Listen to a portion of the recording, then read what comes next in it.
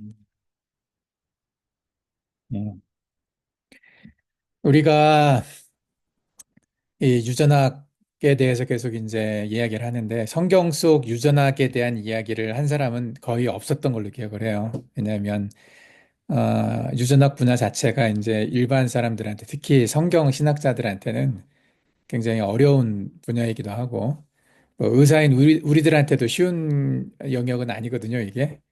그리고 이제 유전학이라는 학문 자체가 그 지금도 이제 발전하고 있는 것이어서 이렇게 확정된 그런 것도 아니라고 생각을 했었고, 그래서 성경을 이렇게 영적인 책으로 보다 보니까 그 물질적인 어떤 그런 유전학의 개념으로 이걸 설명한다는 것 자체가 좀 쉽지는 않았었기 때문에 이렇게 성경을 유전학적으로 이렇게 연구하고 해석한 강의를 나는 본 적이 없어요. 그래서 상당한 부담이 있지만은 이것을 누군가는 해야 될 것 같고 그 누군가가 성경 신학자가 되기는 어렵다는 거죠.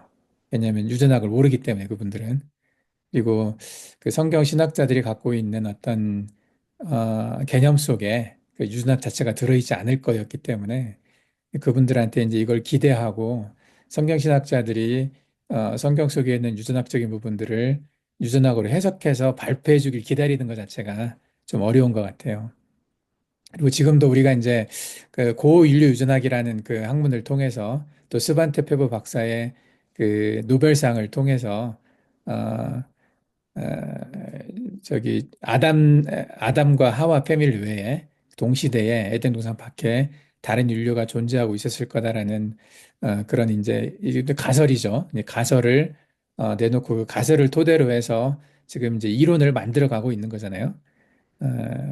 근데 그런 부분에 대해서 이제 보통 사람들한테는 상당히 이게 낯선 주제고, 그리고 이제 유전학이라는 것뿐만이 아니라 후성 유전학을 통해서 이걸 가지고 또 원죄를 해석을 하고 원죄가 어떻게 그 후대에 유전이 됐는지, 그리고 죄의 경향성이 어떻게 후대에 유전이 되는지, 또 영적인 순수함, 하나님께 순종하고 하나님을 따르는 어떤 계보들이 또 그 경향성이 어떻게 후대로 유전이 됐는지에 대해서 그 물질을 가지고 영을 설명하려고 하다 보니까 이게 굉장히 낯선 분야가 됐어요. 그래서 대부분의 사람들한테는 이게 불편한 주제예요. 불편하고 다뤄보지 않았었기 때문에 불편한 거죠.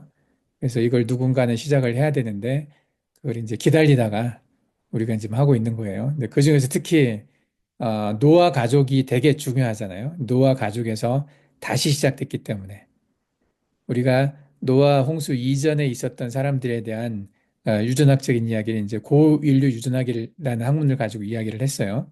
근데 어쨌든 그때 있었던 사람들이 다 죽고 8명만 살아남아서 노아 홍수 이후로 넘어갔기 때문에 이 8명을 통해서 다시 시작된 거잖아요. 아담과 하와를 통해서 인류가 시작됐던 것처럼 이 노아의 가족 8명을 통해서 인류가 다시 시작된 거기 때문에 이 노아 가족들의 유전자 풀이 어떻게 형성되어 있는지 이게 되게 중요한 일이 됐어요. 그리고 노아홍수 이전에 있었던 사람들, 그 사람들의 유전자적인 특성이 노아홍수 이후로도 넘어갔다는 게 설명이 된 부분들이 좀 있잖아요. 네피림을 통해서. 그 네피림이란 단어 자체를 그동안의 성경신학자들은 영적인 부분으로만 해석을 했지 그 육체적인 어떤 유전자가 발현되는 물질적인 어떤 그런 걸로 해석을 안 해왔기 때문에 이 부분도 지금 되게 불편해요. 성경신학자들한테는. 그래서 아마 많은 크리스찬들이 이 성경 속에 나와 있는 이 유전학적인 부분들을 학문적인 어떤 유전학적인 그런 언어들로 표현하는 것 자체를 싫어할 거예요, 대부분이. 예, 가장 그 첫 번째 이유는 이 과학을 모른다는 게 있고, 모르는 것은 대부분 싫어하거든요. 그리고 물질로 영적인 일을 설명한다는 것 자체가 싫은 거죠. 왜냐하면 물질은 영적인 것에 아래에 있다고 생각을 하거든요. 물질은 중요하지 않다고 생각을 해왔었기 때문에 이 물질을 가지고 영을 담을 수 있다. 영적인 어떤 현상들이 그 물질 통해 일어난다는 것 자체에 대해서 좀 이렇게 익숙하지 않은 개념이거든요, 이게. 그래서 내가 저번에도 잠깐 설명을 했지만은 창조과학회에서 이 네안데르탈인을 어떻게 언급을 했는지 언급을 거의 안 했어요. 그리고 최근에 작년 12월에 올라온 자료실 자료를 보면 네안데르탈인과 호모사피엔스를 다른 종으로 구분하는 것 자체를 언급을 안 했어요. 다른 종이 될 수 없다는 전제를 지금도 깔고 있거든요. 그러니까 우리가 저번 주에 얘기했던 것처럼 과학적인 팩트로 확인된 거, 과학계에서는 이미 팩트로 인정한 것들을 지금 신학계에서는 팩트로 받아들이지 않는 분위기죠. 인정할 수 없다는 분위기죠. 그래서 지금도 많은 성경 신학자들이나 크리스천 과학자들이 네안데르탈인과 호모사피엔스 동시대에 존재했던 것, 그 두 개가 다른 종이었다는 것 자체를 인정을 안 하고 있죠, 지금도. 예. 그래서 그 두 개를 인정하고 어, 에덴 동산 밖에 다른 인류가 있었다는 걸 전제하고 성경을 해석하려는 시도 자체가 아직도 없는 것 같아요. 그래서 이제 우리가 하는 이 시도가 되게 많은 사람들한테 불편할 수도 있지만 언젠가는 아마 조만간에 이것이 많은 성경 시학자들 사이에서 또 크리스천 과학자들 사이에서 많은 논의가 될 거라고 나는 생각이 되고 그래서 이것을 이 과학적인 발견, 과학적인 팩트를 인정하고 성경 해석을 시작을 하려다 보면 반드시 문제가 되는 게 그 DNA가 어떻게 노아 홍수 이후로 전달이 됐는 거예요. 그 문제가 얘기 안 될 수가 없거든요.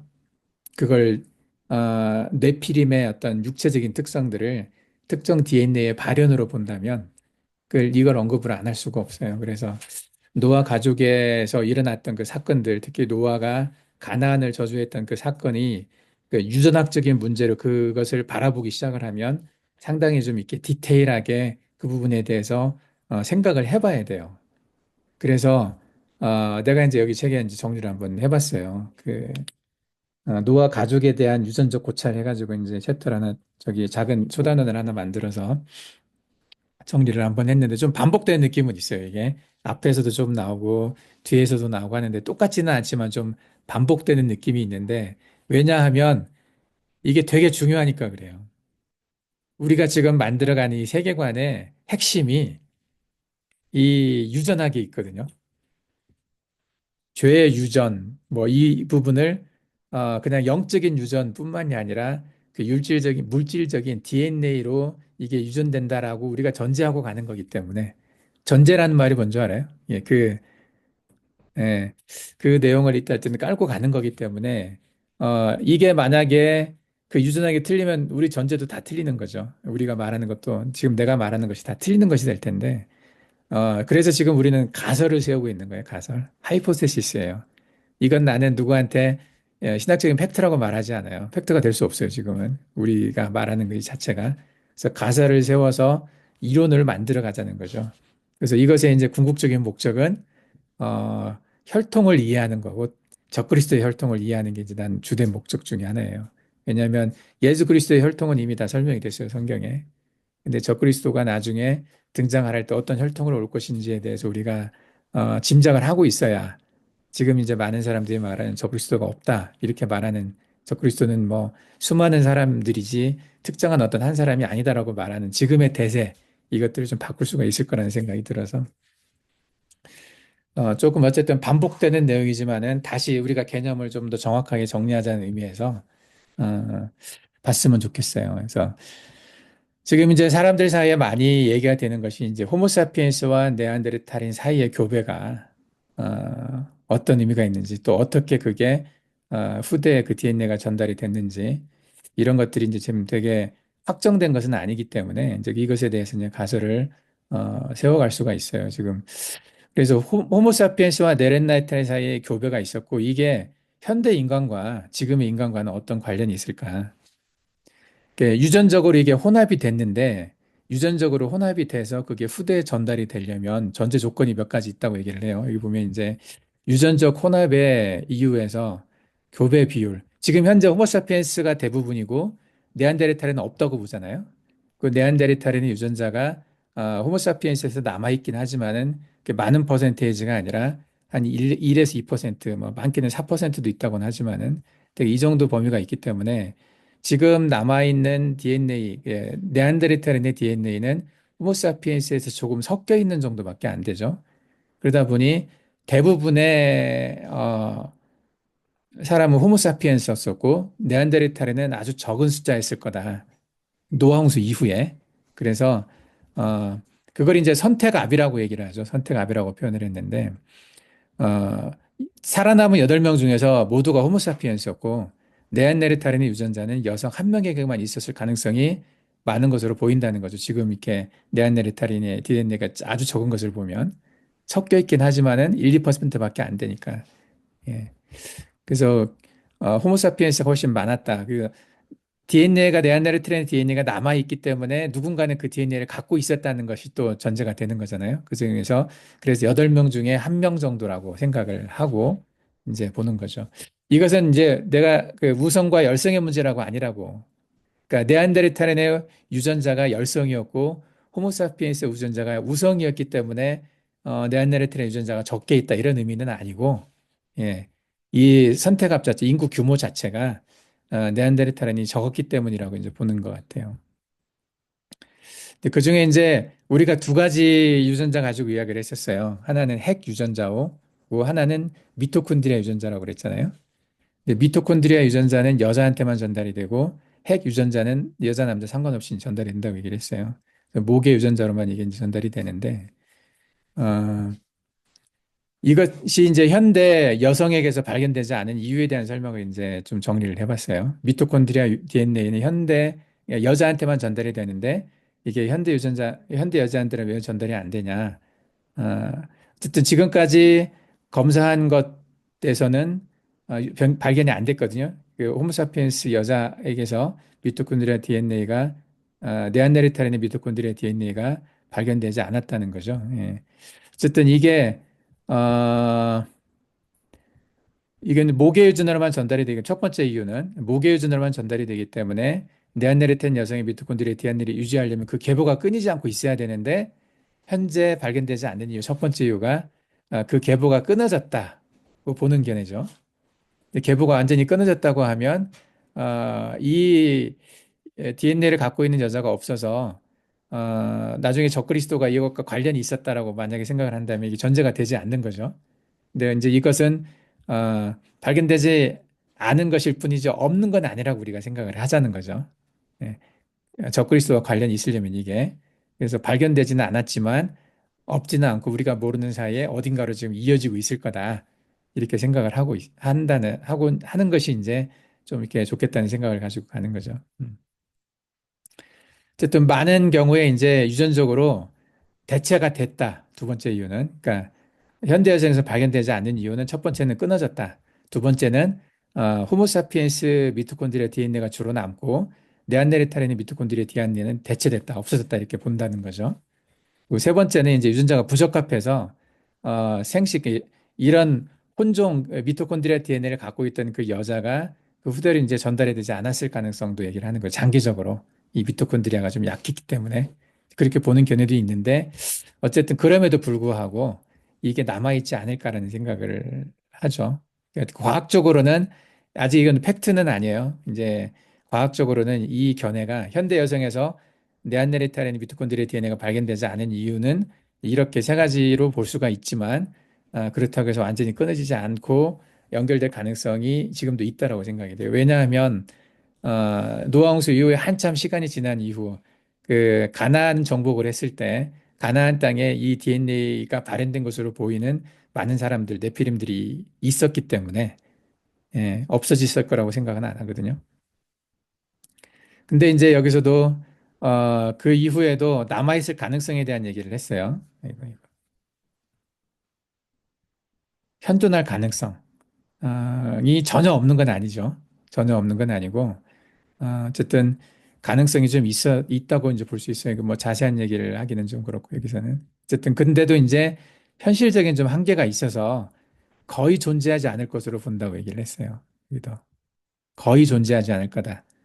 아주 드물 거라는 얘기죠. 이게 예, 그러니까 있다 하더라도 한두 명, 뭐 몇 명일지 모르겠어요. 그러니까 있다 하더라도 아주 적은 숫자일 거고 거의 존재하지 않을 거지만 그래도 가능성이 아예 없지는 않다. 그죠? 현실적인 가능성은 매우 낮아요. 낮기는 하지만 있긴 있을 거다. 이렇게 생각을 해요. 전에도 얘기했지만은 이게 네안데르탈인의 DNA를 가지고 있다고 해서 또 악의 계보의 DNA를 가지고 있다고 해서 그 사람들의 구원과 상관 있는 부분은 아니에요. 에서의 족속 중에서 저기 누구냐 저기 갈렙이 나왔다고 그랬잖아요. 갈렙. 또 에서의 족속 중에서 아마 욥도 에서의 족속일 가능성이 있다고 했잖아요. 이 안에도 믿음의 사람들이 많이 있어요. 그래서 이 DNA가 있다고 해서 그 사람이 뭐 뱀의 후손이고 뭐 악의 자손이고 해서 구원이 없고 이런 문제는 아니에요. 어. 우리가 이제 다시 반복하지만 얘기하는 부분은 적그리스도 한 명 때문에 그런 거야. 적그리스도 한 명이 이 DNA를 받아서 나중에 이게 발현될 가능성이 있다. 후성 유전학적으로. 예, 그럴 가능성을 보는 거지. 이게 구원 문제와 상관 있는 건 아니에요. 그래서 이 DNA를 갖고 있는 사람은 지옥 가고 이 DNA가 없어야 천국 간다. 이런 개념이 아니거든요. 왜냐하면 우리 안에도 있을 수 있어요, 지금. 이 DNA가. 특히 몽골로이드도 이 네안데르탈의 DNA를 많이 갖고 있는 사람 중에 하나거든요. 그러니까 이 DNA가 있다고 해서 구원 문제와는 상관이 없어요. 착각하면 안 돼요. 헷갈리면 안 되고 이것은 그냥 단순히 적그리스도 한 명만 얘기하는 거야. 적그리스도 한 명이 이 뱀의 후손이라고 하는 그 한 명의 유전자가 여기서 나오지 않을까라는 그런 생각을, 그런 가설을 가지고 지금 가고 있는 거예요. 이제 미토콘드리아 DNA가 이제 역할이 저번에도 잠깐 얘기했지만은 이게 이제 에너지를 생산을 하잖아요. 에너지 생산하는 기능이 있기 때문에 이 에너지는 근육이나 머리나 뭐 많은 모든 장기에 가서 이제 쓰이는 건데 특히 이 미토콘드리아 DNA에서 만들어진 게 미토콘드리아에서 만들어진 에너지가 근육에 많이 쓰이잖아요. 근육에. 그래서 육체적으로 발달한 사람들은 약한 사람들에 비해서 육체적으로 약한 사람들에 비해서 더 많은 에너지가 필요하고 이 더 많은 에너지를 쓰기 위해서는 좀 특별한 어떤 미토콘드리아 DNA가 필요할 수도 있다는 얘기죠. 그래서 네피림들이 갖고 있었던 육체적인 특징들이 이 미토콘드리아 DNA와 관련이 있다는 얘기죠. 같이 유전이 돼야 되는 거기 때문에 그 근육적인 게 외형적인 특성과 함께 그 외형을 유지할 수 있을 만한 에너지를 만들어낸 미토콘드리아 DNA도. 그래서 미토콘드리아 DNA의 가장 중요한 역할 중에 하나가 이제 에너지를 생산하는 거라고 그랬어요. 네. 이게 290, 296, 7. 뭐 여러 가지 이제 또 뭐 건강과 질병이나 이런 것도 관련이 있고, 뭐 세포 사멸몇 질병에도 관련이 돼 있고, 유전자 특성에도 이제 이런 것들이 있어요. 이건 이제 나중에 한번 자세하게 읽어보고. 그리고 이제 또 하나 이게 미토콘드리아 DNA가 후성 유전학적으로 그 사람의 어떤 성향이나 이런 것에 영향을 줄 것인가 그러지는 않는 것 같아요. 그러니까 미토콘드리아 DNA는 뭐 에너지를 만들어낸다든지 뭐 이런 뭐 세포 사멸몇 질병, 이게 병과 또 관련이 있을 수 있고 뭐 이런 영향들은 있지만은 어, 그 DNA를 갖고 있는 미토콘드리아 DNA를 갖고 있는 사람의 어떤 종교적인 성향이나 어떤 그런 특성들 이런 것과는 관련이 없다라고 보는 게 맞는 것 같아요. 그래서 그 어떤 뭐 아주 직접적인 관련은 없다고 이제 보는 것 같고, 뭐 간접적으로 영향은 있을 수는 있겠죠. 근데 이제 대부분 성격이나 어떤 성향에 반영되는 어떤 특성들이 유전은 핵 DNA와 관련이 있다고 보는 것 같아요. 핵으로 유전되는 거. 그래서 꼭 목의 유전이 아니어도 미토콘드리아 DNA가 유전된 게 아니어도 핵으로 유전된 어떤 DNA가 그런 성향들을 표현할 수는 있는 것 같아요. 종교적인 성향들이나 이런 것들은.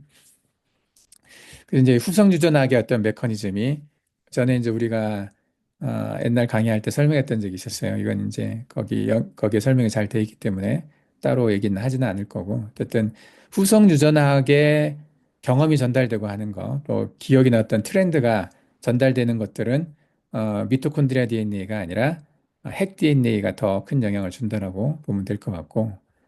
근데 특정 유전자가 후대로 계속 이제 전해지게 한 조건들을 얘기를 했는데, 이게 이제 무게 유전의 연속성과 혼합 유전의 지속성, 유전적 선택학, 뭐 이런 부분에 대해서 이제 따로 설명을 했는데, 이것은 어쨌든 네안데르탈인의 DNA가 홍수를 넘어서 노아의 자손들에게도 계속 전달되기 위한 조건들이 필요하죠. 전에도 얘기했던 것처럼 한 명만 그 DNA를 갖고 있다고 해서 계속 전해지는 건 아니거든요. 그건 그러기엔 너무 가늘어요, 줄이. 간을 다는 표현이 뭔지 알죠? 이게 많은 풀로 가야 이게 전달이 되는 거지. 어느 한 명한테만 계속 다음에 또 그 한 명, 또 다른 한 명, 이런 식으로 전달돼 가지고는 멀리 못 간다는 거죠. 대가 끊어질 가능성이 많아요. 그래서 어, 그 가나안에 살았던 많은 사람들에게서 그런 특성이 나타났다는 것은 꽤 넓은 유전자풀을 가지고 있었다는 거예요. 그래서 여자도 한 명이 아니라 여러 여자들, 예. 그리고 어떤 그룹이 어떤 종족의 그룹이 그런 특성들을 많이 가지고 있었기 때문에 다윗 시대에 이제 많이 나타났던 그런 네피림의 특성들을 가지고 있었던 수많은 사람들이 있었는데 여러 종족들이 있었는데 그만큼 유전자 풀이 좀 넓었었다라고 얘기를 할 수가 있을 것 같아요. 어, 그래서 인구 규모가 유지가 돼야 된다는 거죠. 꽤 많은 인구들이 유지가 돼야 되고 문화적으로도 이게 어떤 특정 문화가 형성이 돼서 그 문화 속에서 이제 그게 전달이 됐다고 볼 수가 있을 것 같아요. 그래서 꽤 많았다. 특히 함의 자손들을 중심으로 해서 함의 아들 뭐 이렇게 니므롯 또 구스의 아들 니므롯이었죠. 이렇게 가나안의 사촌들까지도 그런 영향 아예 있지 않았을까라는 생각이 들어요. 예, 그래서 가나안이라고 하는 그 종족 자체 전체가 이꽤 많은 어떤 유전자를 갖고 있었다고 볼 수가 있었기 때문에 그들과의 전쟁에서 가나안 종족을 멸하라고 했었던 그 이유들이 나와 있는 것 같아요. 그리고 지금도 그게 영향이 없지 않아 있다고 볼 수가 있죠. 그 지역에 살고 있는 사람들 중에서 지금 뭐 팔레스틴과의 이스라엘 전쟁 중에도 그게 관련이 있을 수도 있고 뭐 정확하게 우리가 말하기는 어렵지만은 이 네피림이 지금 다 완전히 100% 멸절했다고 볼 수가 없기 때문에 지금도 꽤 많은 어떤 그 풀이 있지 않을까 생각이 들어요. 100%다 없애기는 어렵거든요, 되게. 그래서 계속 이제 그 가능성에 대한 얘기를 했어요. 유전적 혼합이나 자연선택, 사회적 통합 이런 게 있었기 때문에 계속해서 이제 그 꽤 큰 그룹으로 이렇게 전달이 됐었을 거라는 생각이 들고, 예. 그래서 이제 함의 아들, 가나안의 어머니, 예. 가나안의 어머니가 누구가 중요하다고 그랬잖아요. 가나안의 어머니가 여기서 이제 시작됐다고 생각을 하기 때문에 가나안의 어머니가 누구였을까? 이 노아의 부인이었을까? 함의 부인이었을까? 이건 이제 뭐 누구도 확정적으로 말할 수는 없지만, 근데 이 부분이 이제 되게 그래서 누군가에 대한 함의 아들 가나안의 어머니가 누군가에 대한 이 얘기를 좀 많이 했었어요. 예. 그래서 여러 가지 가능성들을 이제 얘기를 했었죠 우리가. 그 중에서 어, 여자가 이제 네 명 있었잖아요. 여자가 토탈 네 명 있었어요. 넘어간 사람들 중에서 그 중에 노아의 아내, 함의 아내, 야벳의 아내, 셈의 아내 있다고 그랬어요. 그래서 셈과 야벳의 어머니가 나아마라고 했는데 셈과 야벳의 어머니 나아마가 가나안의 엄마였을 것인가? 그럴 가능성은 좀 낮아 보인다고 얘기를 했어요. 왜냐하면 셈과 야벳의 어머니 나아마가 셈과 야벳을 낳는데 셈과 야벳의 자손 중에서는 네피림이라고 표현될 만한 사람들이 없었거든요. 네, 그렇다 보니 셈과 야벳의 어머니 나아마가 그런 네피림 유전자를 갖고 있었을 가능성은 좀 적었을 것 같다는 생각이 들죠. 그리고 저번에 얘기했던 것처럼 노아의 새로운 부인인지 아닌지는 몰라요. 근데 이제 전제하는 거죠. 셈과 야벳의 어머니 나아마가 노아의 부인이었다고 한다면 이 어머니가 그 유전자를 가지고 있었을 가능성이 적으니까 다른 여자가 필요하죠. 그래서 노아의 새로운 부인이 아마 람에게 딸 나아마가 아니었을까. 이게 이제 미드라시에 이게 써 있었다고 얘기했어요. 셈과 야벳의 어머니 나아마는 야살의 책에 써 있고 노아의 새로운 부인 람에게 딸 나아마라고 생각한다면 이건 미드라시에 써 있는 내용이거든요. 그래서 이 둘 다 이제 가능성이 있다고 저번에 얘기를 했었어요. 이제 이게 어쨌든 있어야만이 그 노아 영수 이후로 유전자 풀이 계속해서 전해진다고 얘기를 했었어요. 근데 그래서 이 노아가 가나안을 저준 사건에 대해서 해석을 이제 다시 해야 된다는 생각을 할 수밖에 없는 거죠. 이제 전통적인 해석은 어, 그냥 뭐 성경에 나와 있는 그대로 말 그대로 해석을 하는 거죠. 그게 이제 전통적인 해석인데 노아가 술 취해서 자고 있었을 때에 함이 들어가서 그 벌거벗겨진 하체를 봤다라는 그냥 말 그대로 해석하는 게 전통적인 해석이고 근데 그게 좀 이제 충분하지 않으니까 대안적인 해석이 이제 나와 있었어요. 그 대안적인 해석이 이렇게 노아의 부인과의 관계라고 해석한 학자들이 이제 좀 있었는데 그냥 아버지의 벌거벗음을 본 것이 아니라 더 심각한 범죄를 저질렀다고 해석하는 거죠. 이것 때문에 가나안이 태어났다. 이렇게 생각을 하는 설들이 존재하는 이제 이유를 얘기를 했었어요. 이제 문화적 맥락에서도 그때 뭐 그 말 그대로의 어떤 표현들이 비유적인 이제 표현일 수 있다는 거죠. 더 심각한 범죄였지만 더 심각한 것을 그대로 표현하기가 이제 굉장히 어렵고 곤란해서 문화적으로 그래서 이렇게 좀 순화돼서 부드럽게 표현을 하다 보니 아버지의 하체를 보았다라고만 그렇게 이제 얘기를 했었지만은 그 지역의 전체적인 문화로 봤을 때 이것은 조금 더 심각한 아버지의 여자와 관계를 맺었을 가능성에 대한 얘기가 많이 있었다는 거죠. 그래서 이런 이야기들이 다른 책들에 좀 많이 기록이 돼 있었어요. 그래서 유대교 전통과 탈무드에도 뭐 이런 얘기들이 좀 있었고, 그래서 이런 얘기를 이제 성경에 유사한 사건들이 좀 많이 있었다고 얘기를 했잖아요. 중에 대표적인 게 르우벤 얘기였고요. 이 얘기를 했었어요. 그리고 르우벤은 이제 유다의 아들은 야곱의 아들이었죠. 야곱의 아들이었고, 르우벤이 자기 어머니의 친어머니의 종이었었죠. 종이었던. 근데 야곱의 그 후처가 됐었죠. 그 비라였던가? 르우벤이 관계한 여자가. 예. 그래서 그 관계를 해서 그걸로 인해서 이제 유다의 어떤 책망을 받았던 그런 기록이 좀 있어요. 그리고 압살롬 이야기도 우리가 잘 알고 있어요. 다윗 왕의 아들이 다윗 왕의 여러 후궁들과 공개적인 곳에서 많은 사람들이 보는 곳에서 관계했던 장면이 성경에 기록이 되어 있어요. 그 의미가 그것을 권했던 사람이 압살롬의 이제 군대 장관이었잖아요. 이제 그 사람이 권했는데 그렇게 해서 아버지의 왕으로서의 다윗 왕의 권위를 압살롬이 가져올 수 있다라고 생각을 했기 때문에 권했다는 얘기가 있었죠. 그리고 이 외에도 이제 아도니아에 대한 이야기가 있었어요. 아도니아는 어, 구체적으로 이렇게 다윗 왕의 후궁과 관계했던 것은 아니지만 다윗 왕을 이어서 왕이 되었던 솔로몬에게 요청을 했어요. 다윗 왕의 후궁 중에 하나를 사랑하게 됐으니 자기한테 달라고 얘기를 했단 말이죠. 근데 그것을 솔로몬이 어떻게 받아들였냐면 자기 왕권에 대한 도전이라고 생각을 했어요.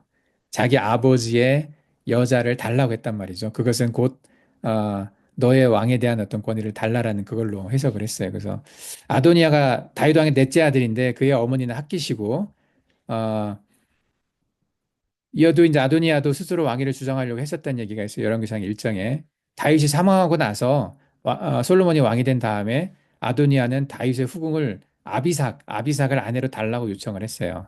근데 이것은 그때의 고대 근동 문화에서는 왕권을 뺏어가려는 시도로 해석이 됐다는 얘기죠. 그래서 왕의 후궁과 결혼하는 것은 그 왕의 권리를 계승하려는 상징적인 행위로 간주가 되었어요. 이게 열왕기상 2장 13절에서 25절에 나와 있는 말씀인데, 그래서 결과적으로 솔로몬은 아도니아 요청대로 그 다윗 왕의 후궁 아비삭을 아내로 주지를 않고 아도니아를 죽여버렸어요. 달라고 했다고. 자기 아버지 여자를 달라고 했다는 것이 단순히 그 여자를 사랑해서가 아니라 그 자기의 왕권에 대한 도전이라고 생각을 했기 때문에 열왕기상 2장에 이 이야기가 나오죠. 아도니아를 사형에 처했다는 얘기죠. 그만큼 이것은 어, 자기 아비의 여자와 관계를 한다는 얘기는 그런 의미가 아주 크게 크게 있었다는 얘기죠. 그래서 이 노아와 함 사이에 있었던 이야기.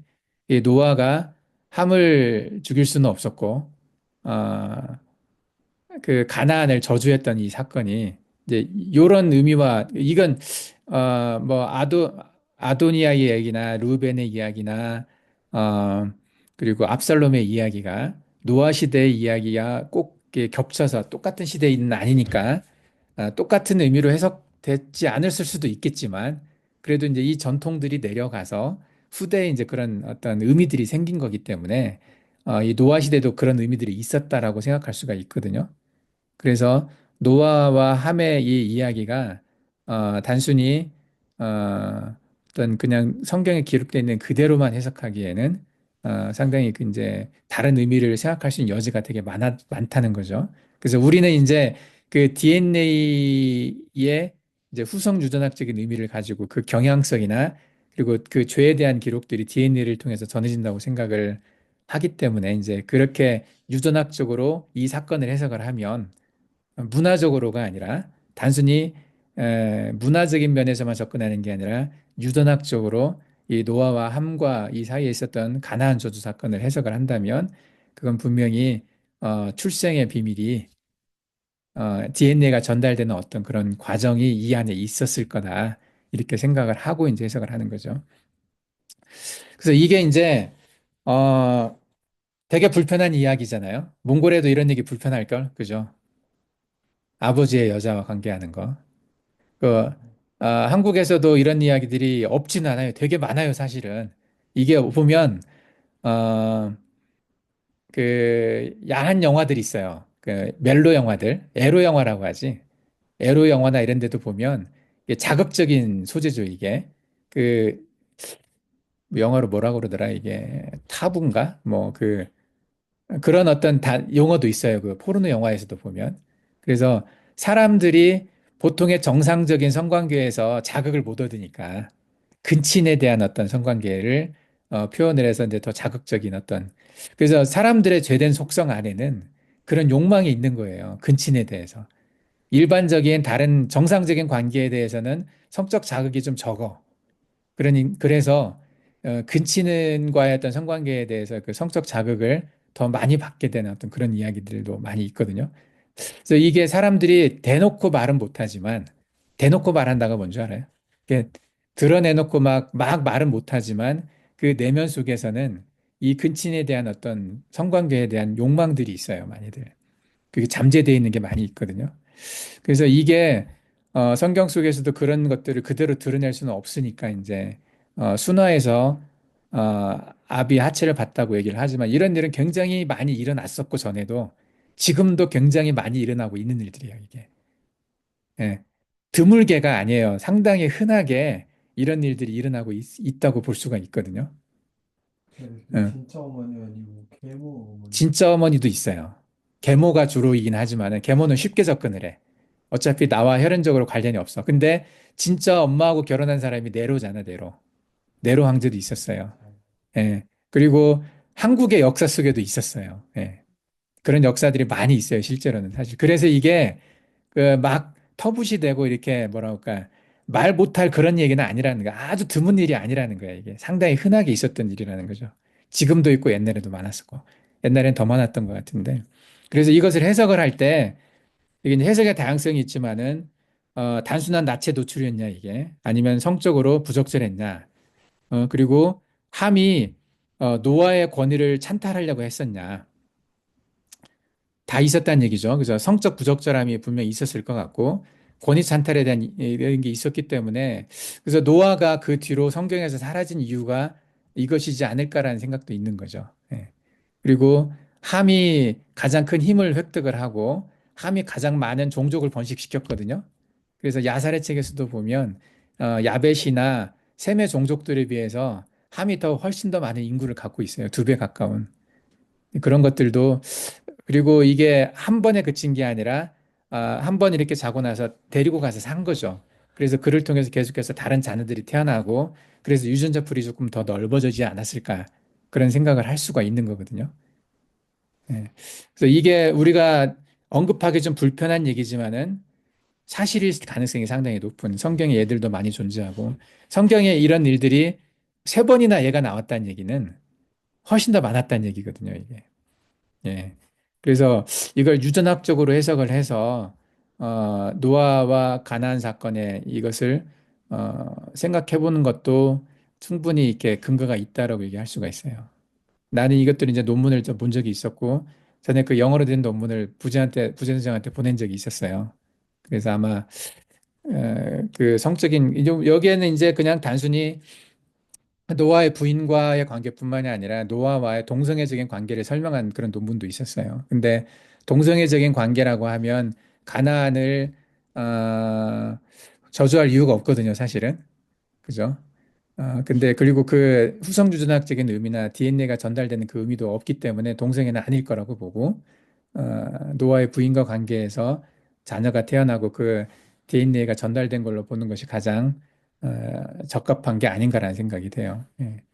그래서 이게 그 목적과, 그러니까 충분히 어떤 동기가 있었고, 그리고 그거에 대한 어떤 넓게 퍼져 있는 어떤 해석들도 존재를 하고, 그리고 나중에 결과로 드러난 DNA, 이게 가나안 종족을 통해서 드러난 어떤 DNA의 큰 차이가 있었잖아요. 이게 여러 가지 정황을 보면 동기도 있었고 결과도 있었던 거지. 동기가 먼저 알죠. 모티베이션. 그렇게 해야 되는 이유가 있었고, 또 그렇게 해야 함으로 드러난 어떤 나중에 결과가 있었다는 얘기지. 네피임이라는 그런 특정한 유전자 집단의 존재가 드러났기 때문에. 그래서 이 노아의 가나안 저주 사건이 아마 유전학적으로 바라보는 게 상당히 의미가 있다라고 생각이 되는 거죠.